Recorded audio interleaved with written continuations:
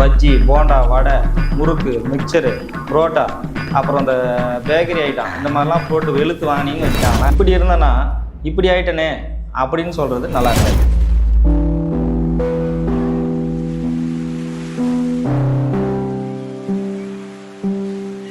எட்டாம் அறிவு நேயர்களுக்கு வணக்கம். இன்றைக்கி நம்ம எதை பற்றி பார்க்க போகிறோம் அப்படின்னா, உடல் எடையை ஆரோக்கியமாக இயற்கையான வழியில் அதிகரிக்கிறது எப்படி அப்படின்னு பார்க்க போகிறோம்.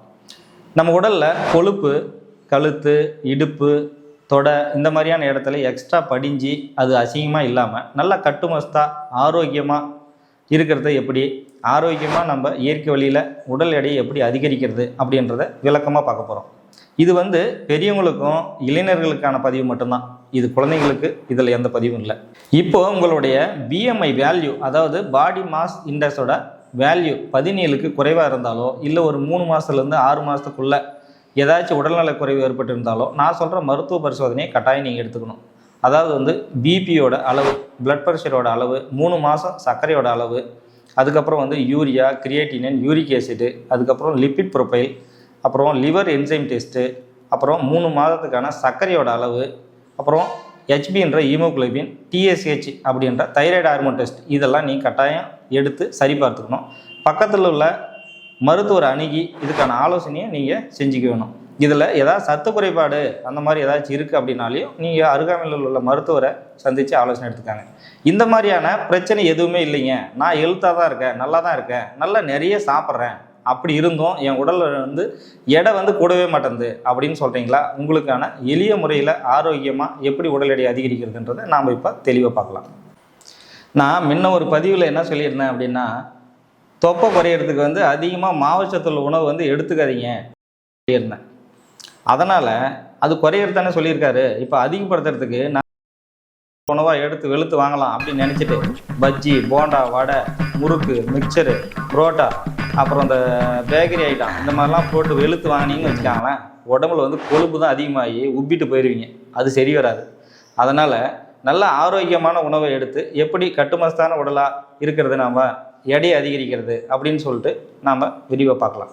இப்படி இருந்தேன்னா இப்படி ஆயிட்டேன் அப்படின்னு சொல்லிட்டு சொல்கிறது நல்லாயிருக்கும். இப்படி இருந்தேன்னா இப்படி ஆயிட்டனே அப்படின்னு சொல்கிறது நல்லா இருக்காது. அதுக்கு நம்ம ஒல்லியாகவே இருந்திருக்கலாம், ஆரோக்கியமாக இருந்திருக்கலாம் அப்படின்னு நினைக்க தோணும். பெரும்பாலும் உடல் எடை கம்மியாக இருக்கிறவங்க எந்த மாதிரியான உணவு எடுத்துப்பாங்க அப்படின்னா, அவங்க நிறைய உணவு எடுத்துக்குவாங்க.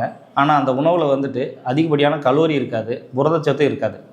ஆனால் நாம் சாப்பிட்ற உணவில் அதிகப்படியான கலோரி இருக்கிற மாதிரி பார்த்துக்கணும், புரதச்சத்து இருக்கிற மாதிரி பார்த்துக்கணும், ஆரோக்கியமான கொழுப்பு சத்து இருக்கிற மாதிரி பார்த்துக்கணும்.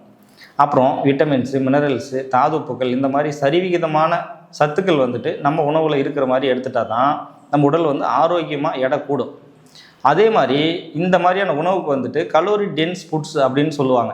இந்த உணவு அதிகமாக நம்ம எடுத்துக்க முடியாது. ஆனால் குறைவான அளவில் எடுத்துட்டாலையும் அதிகப்படியான சக்தி நமக்கு கிடைக்கும். அப்போ ஆரோக்கியமாக உடல் எடை சீக்கிரமாக அதிகரிக்கும். ஒரு நாளைக்கு நாம் எடுத்துக்கிற உணவில் 2500 கலோரிஸ் இருக்கிற மாதிரி பார்த்துக்கணும். அப்புறம் 80லேருந்து 100 கிராம் புரதம் இருக்கிற மாதிரி பார்த்துக்கணும். அப்புறம் நல்ல ஆரோக்கியமான கொழுப்பு, மினரல்ஸு, விட்டமின்ஸு, தாதுப்புக்கள் இந்த மாதிரி சரிவிகிதமான சத்து இருக்கிற மாதிரியான ஒரு டயட் சார்ட் நான் உங்களுக்கு சொல்கிறேன். இது எல்லாருக்கும் பொருந்தாது, ஒரு சிலருக்கு மாறுபடலாம். முதல்ல நீங்கள் காலை உணவாக 3 தோசை எடுத்துக்கங்க. ஒவ்வொரு தோசைக்கும் ஒரு பெரிய ஸ்பூன் நெய், அப்படி இல்லைன்னா தேங்காய் எண்ணெய், இதை அது கூட சேர்த்து எடுத்துக்காங்க. இது கூட தொட்டுக்கிறதுக்கு தண்ணி மாதிரி சாம்பார்லலாம் தொட்டு சாப்பிட்டிங்கன்னா செட் ஆகாது. கெட்டி சட்னி தான் எடுத்துக்கணும். வேர்க்கடலை சட்னி, அப்படி இல்லைனா தேங்காய் போட்டு அரைச்ச சட்னி அது கூட எடுத்துக்காங்க. நீங்கள் தேங்காய் சட்னியோ இல்லை வேர்க்கடலை சட்னியோ இல்லை நெய்யோ எடுத்துக்கும் போது தான் அதிகப்படியான கலோரிஸ் உங்களுக்கு கிடைக்கும். மதிய சாப்பாட்டில் 1லேருந்து 1.5 கப்பு சாதம் எடுத்துக்காங்க. கூட 2லேருந்து 3 ஸ்பூன் பெரிய ஸ்பூன் நெய் சேர்த்து நல்லா பிசைஞ்சு சாப்பிடுங்க. அதே அளவு நல்ல கீரைங்க, காய்கறிகள் சேர்த்து எடுத்துக்காங்க. அப்புறம் 1 கப்பு தயிர் எடுத்துக்கலாம். 1 கப்பு நல்ல கெட்டி தயிர் அது கூட சேர்த்து எடுத்துக்கலாம். நீங்கள் அசைவமாக இருந்தால் ஒரு 2லேருந்து ஒரு 3 முட்டை வறுத்தோ இல்லை வேக வச்சோ நீங்கள் சாப்பிட்லாம். இல்லை சைவம் அப்படின்னா 1 மூடி தேங்காய் துருவல் அது கூட சேர்த்து நல்லா பிசைஞ்சு சாப்பிடுங்க. இது உங்களுடைய கலோரிஸை நல்லா பூஸ்ட் பண்ணும். அப்புறம் இரவு உணவில் 2லேருந்து 3 சப்பாத்தியோ இல்லை ராகி ரொட்டியோ இல்லை தோசையோ அந்த மாதிரி எடுத்துக்காங்க. அது கூட நான் முன்ன சொன்ன மாதிரி 2லேருந்து 3 ஸ்பூனு நல்லா பெரிய ஸ்பூனு நெய் இல்லைன்னா தேங்காய் எண்ணெய் உங்களுக்கு எது தேவைப்படுதோ அதை நீங்கள் சேர்த்துட்டு எடுத்துக்கோங்க. இது கூட வந்துட்டு நல்லா சுண்டல் பயிறு கிரேவி செஞ்சு சாப்பிடுங்க. அப்புறம் வந்துட்டு நீங்கள் அசைவமாக இருந்தால் வந்துட்டு வாரத்துக்கு ஒரு 2லேருந்து 3 முறை வந்து 200 கிராம் மட்டனோ சிக்கனோ இல்லை மீனோ கிரேவி மாதிரி குழம்பு வச்சு நீங்கள் அதை தொட்டுக்கலாம். இந்த மாதிரி நீங்கள் எடுத்துட்டிங்கன்னா இதில் அதிகப்படியான கலோரி உங்களுக்கு கிடைக்கும். நடுவில் நீங்கள் வேறு என்னெல்லாம் எடுத்துக்கலாம் அப்படின்னா இதுதான் ரொம்ப முக்கியம். உங்களுக்கு டீ காஃபி குடிக்கிற பழக்கம் அந்த மாதிரி என்ன இருந்ததுன்னா நீங்கள் ஆவின் பழக்கத்தில் ஆரஞ்சு பாக்கெட்டில் ஒரு பால் கிடைக்கும். அது வந்து நல்ல கொழுப்பு சத்துள்ள பால், அது எடுத்துக்காங்க. அப்படி இல்லைன்னா எருமை பால் இது எடுத்துக்காங்க. ஒரு நாளைக்கு 100லேருந்து 200 ml இந்த பால் வந்துட்டு அதிக சர்க்கரை சேர்த்தாமல் டீ காஃபியோ வச்சு நீங்கள் சாப்பிட்லாம். அப்புறம் ஸ்நாக்ஸாக ஏதாச்சும் எடுத்துக்கலாம் காலையில் அப்புறம் ஈவினிங் டைமில் அப்படின்னா ஒரு 11 மணிக்கு அந்த மாதிரி ஏதாவது ஸ்நாக்ஸ் நீங்கள் எடுத்துக்கிறீங்க அப்படின்னா ஒரு 40லேருந்து 50 கிராம் உலர் திராட்சை காலையில் ஸ்நாக்ஸ் டைமில் கண்டிப்பாக எடுத்துக்காங்க. ஈவினிங்கில் ஒரு 5 to 6 o'clock அந்த மாதிரி டைமில் ஏதாச்சும் ஸ்நாக்ஸ் எடுத்துக்கிறோம் அப்படின்னா வேர்க்கடலை, முந்திரி, அப்புறம் இந்த மாதிரி நெட்ஸ் வகைகள் வந்துட்டு பச்சையாவோ இல்லை வறுத்தோ இல்லை வேக வச்சோ ஒரு 40லேருந்து 50 கிராம் எடுத்துக்கிட்டிங்கன்னா உங்களுக்கு அதிகப்படியான கலோரிஸை வந்துட்டு இந்த உணவுகள் கொடுக்கும். அது மட்டும் இல்லை, ஏதாச்சும் வாழைப்பழம் சாப்பிட்ற மாதிரியான பழக்கம் இருந்ததுன்னா ஒரு பழம் இல்லைனா 2 வாழைப்பழம் வந்துட்டு நீங்கள் கட்டாயம் எடுத்துக்கலாம். இதெல்லாம் வந்துட்டு குறைவான உணவில் அதிகப்படியான கலோரிஸும் அதிகப்படியான புரதச்சத்தும் ஆரோக்கியமான கொழுப்பும் இதெல்லாம் இருக்கும். ஏன்னா நாம் எடுத்துக்கிற இந்த உணவில் வந்து தேங்காய் எண்ணெய் அப்புறம் நெய் இந்த மாதிரி இருக்கிற ஃபுட்டில் வந்துட்டு நல்ல ஆரோக்கியமான கொழுப்பும் இருக்கும். அப்புறம் எல்லா விதமான விட்டமின்ஸு, மினரல்ஸு, அப்புறம் ப்ரோட்டீன்ஸ் இதெல்லாம் வந்து கரெக்டாக கிடைக்கும். இதைத்தான் வந்து கலோரி டென்ஸ் ஃபுட்ஸ் அப்படின்னு சொல்லுவாங்க. அதாவது என்னென்னா குறைவான உணவில் அதிகப்படியான சக்தி வந்து நம்ம உடலுக்கு கிடைக்கக்கூடியது தான் கலோரி டென்ஸ் ஃபுட்ஸ்ன்னு சொல்லுவாங்க. இதை வந்து நாம் எடுத்துக்கும் போது நம்ம உடல் வந்து எடை வந்து சீக்கிரமாக அதிகரிக்கும். இந்த மாதிரியான டயட் சார்ட்டை வந்துட்டு நீங்கள் ஃபாலோ பண்ணும்போது அதிகப்படியான உணவு எடுத்துக்காமல் குறைஞ்ச அளவு உணவு எடுத்துகிட்டு அதில் அதிகப்படியான கலோரிஸும் விட்டமின்ஸும் மினரல்ஸும் இருக்கும். இந்த மாதிரி டயட் சார்ட்டை நீங்கள் ஃபாலோ பண்ணும்போது உங்களுக்கு தேவையான ஒரு நாளைக்கு தேவையான 2600 கலோரிஸும் உங்களுக்கு கிடைக்கும். 80லேருந்து 100 கிராம் வந்துட்டு நல்ல ஆரோக்கியமான புரதமும் இருக்கும், ஆரோக்கியமான கொழுப்பு சத்தும் உங்களுக்கு கிடைக்கும். அதே மாதிரி இதில் வந்து எந்த விதமான ஜங்க் ஃபுட்டும் நம்ம எடுத்துக்கிறதில்ல, பேக்கரி உணவுகளும் நம்ம எடுத்துக்கிறதில்ல.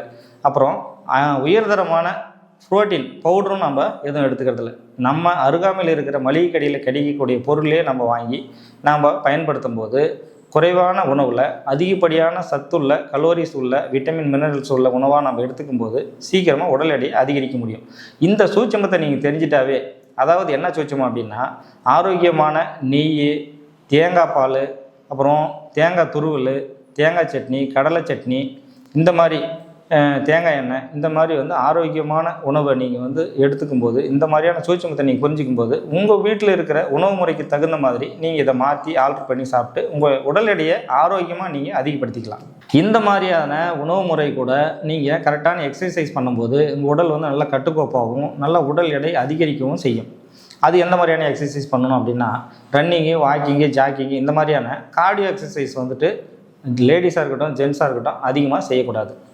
மசில் வந்துட்டு அதிகப்படுத்தக்கூடிய எக்ஸசைஸ் தான் பண்ணணும். மசில் கெய்னர் எக்ஸசைஸ்ன்னு சொல்லுவாங்க.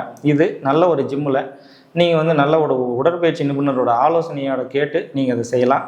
அப்புறம் லேடிஸாக இருந்தால் லெஸ் வெயிட் மோர் ரிப்ஸ்ன்னு சொல்லுவாங்க. அதாவது குறைஞ்ச வெயிட்டை அதிகப்படியான டைமில் எக்ஸசைஸ் பண்ணுறது. இந்த மாதிரியான எக்ஸசைஸு நீங்கள் செய்யுங்க. ஜென்ஸாக இருந்ததுன்னா நல்ல அதிகப்படியான வெயிட்டு மோர் ரிப்ஸ் நல்ல அதிகப்படியான எக்ஸசைஸ் நீங்கள் பண்ணும்போது தசைகள் வந்துட்டு நல்ல வந்து விரிவடையும், அப்புறம் அதிகரிக்கும், உடல் எடை வந்து கூடும். இந்த மாதிரியான ஒரு முறையை நீங்கள் ஃபாலோ பண்ணும்போது தான் நல்ல சினிமேட்டிக் ஹீரோயின் மாதிரி சல்மான் கான், அப்புறம் ஹீரோயின் மாதிரி நல்ல உடல் எடையும் அப்புறம் கட்டுக்கோப்பான உடல் அளவும் உங்களுக்கு கிடைக்கும்.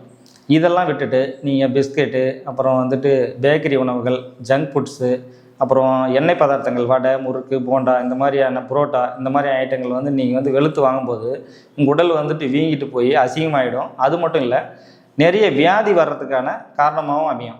அப்புறம் பிபி, கொலஸ்ட்ரால், சுகர் வந்து இளம் வயதிலே நீங்கள் படுத்துக்க வேண்டியது தான். அதனால் இதெல்லாம் தவிர்த்துட்டு நம்ம சொன்ன டயட் பிளானும் எக்ஸசைஸும் கரெக்டாக ஃபாலோ பண்ணி நல்ல கட்டுக்கோப்பாகவும் நல்ல உடல் எடையை அதிகரித்து ஆரோக்கியமாகவும் இருங்க. இது மாதிரி வேறொரு பதிவில் உங்களை சந்திக்கும் வரை உங்களிடமிருந்து விடைபெறுவது டாக்டர் வடிவேல். நன்றி.